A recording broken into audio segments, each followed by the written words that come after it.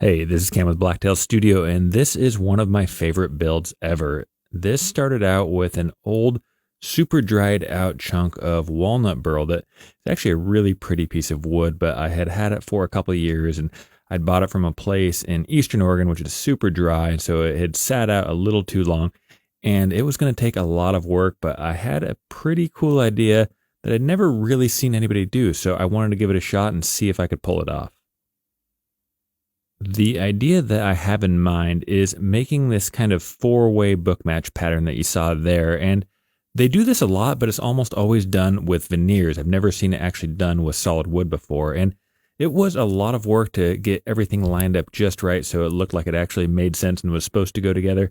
But in the end, I think it's a pretty cool layout. I'm using dominoes there and just some regular Titebond 1. Got it glued up and then took it over to my drum sander, smoothed it out, and brought it over to my circle jig, which this is actually a remarkably easy jig to make if you have a bandsaw.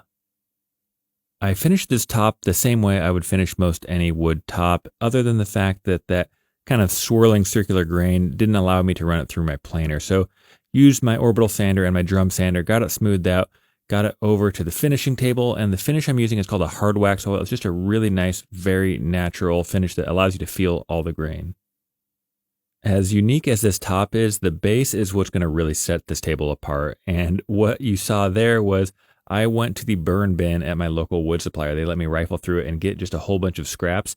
And that's what I did. I just cut a bunch of squares with that scrap, put a dowel in the middle of each one and some glue, and just kept working up and just a little bit of an offset pattern because I wanted it to have, I don't know, almost like a Dr. Seuss vibe when it's all said and done.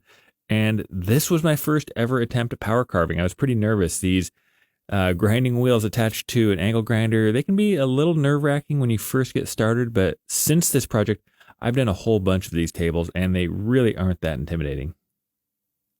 I had expected a lot more imperfections than I had because that big stack of blocks, I just would have thought there would have been a few more gaps in there, but there really wasn't too many. I fixed that one with a little walnut dust and some super glue, and then I had to do a lot of sanding, and by a lot, I mean a painful amount, but you can see the shape we're getting towards there in the end. Had a couple more imperfections that popped up along the way, but it really wasn't too bad. It was starting to get fun. I really enjoyed this process, just kind of sculpting and shaping it.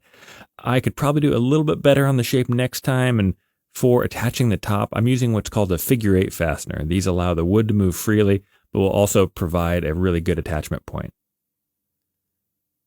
After I felt good about the mounting system, I was ready to start finishing it. And the finish I'm going to use on the base is obviously going to be the exact same finish I used on the top. Again, this is called a hard wax oil. You basically just wipe it on, wipe it off. If you've ever struggled with finishing something with like Minwax or something from Home Depot, this is so much easier to use, and in my opinion, looks much, much better. This finish is fully cured in about a week, but you can handle it lightly after about 24 hours, and you just never have to worry about any dust or anything settling in it. And I was a little worried about the base not being balanced or not being able to support heavy loads off to one side, so put a bunch of cans off to one side. It was perfectly stable, and in the end, my wife actually wouldn't let me sell this. She said that she liked it and wanted to hang on to it. And if you've enjoyed this video, if you've learned something, or you just like watching me make stuff, I would really appreciate it if you hit that like and follow. Thank you so much. I hope you have a great week.